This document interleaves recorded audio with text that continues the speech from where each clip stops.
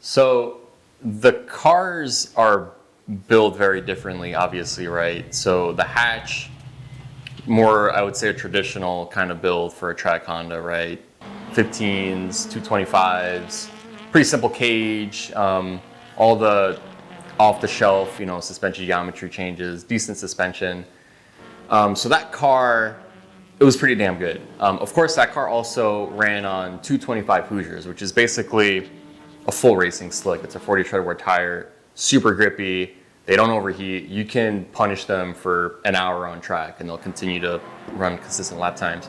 So the hatch was really good. I had the setup dialed. It was a really great car and it did quite well in the series. The sedan, on the other hand, I tried a lot of new things with the sedan, right? So we did the tubs, running much bigger wheels. We're in a kind of a relatively unknown territory with the ride height and the geometry. We're like pushing a lot of the OEM limits or capabilities with OEM suspension. But the biggest difference about that car, I would say a few things, right? So obviously the suspension and then also the roll cage that it ties into a lot of things, right? But then the main difference that I would say is the tires. So we've been forced to change from racing slicks to street tires this year. So I'm running a 200 tread wear street tire.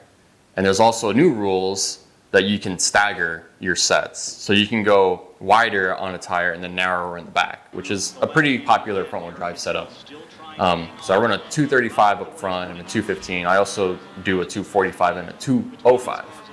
So the tire changes alone is the biggest difference of the car. I'm sure that if I ran Hoosiers on the sedan with the same size, I can make the car drive almost exactly the same. Now, the sedan has 2 inches longer wheelbase, which has a little bit of an effect.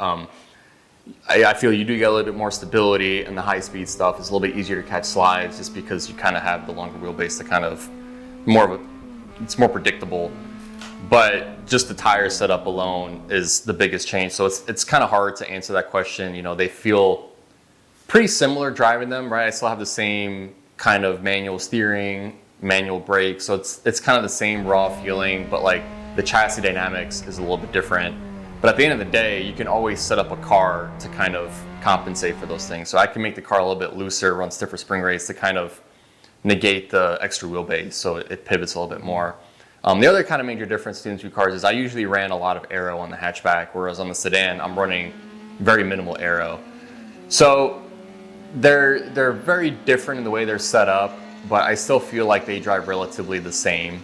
Like I'm sure I can make the sedan drive as good as the hatch did if I kind of followed the same kind of tires and setup. But yeah, I mean, I think the sedan is also built a little bit better. I do feel that like the brake system is a little bit more capable on the sedan with the pedal box and kind of messing with the masters and kind of dialing all that stuff in. And I know I have a different front sway bar on the sedan, so I can kind of fine tune the bars. But the sedan right now, it's still in a period of kind of figuring out the suspension setup, what spring rates I need to run, what kind of cambers I can get to. And there's a lot more work I need to do on the front end of that car to make it better because I'm limited a little bit at the moment with the front suspension setup. But yeah, I'd say they're really not that different as everyone would expect them to be. At the end of the day, you adjust the car to go faster on a track, and that's where the car is happiest. So. Yeah, cool.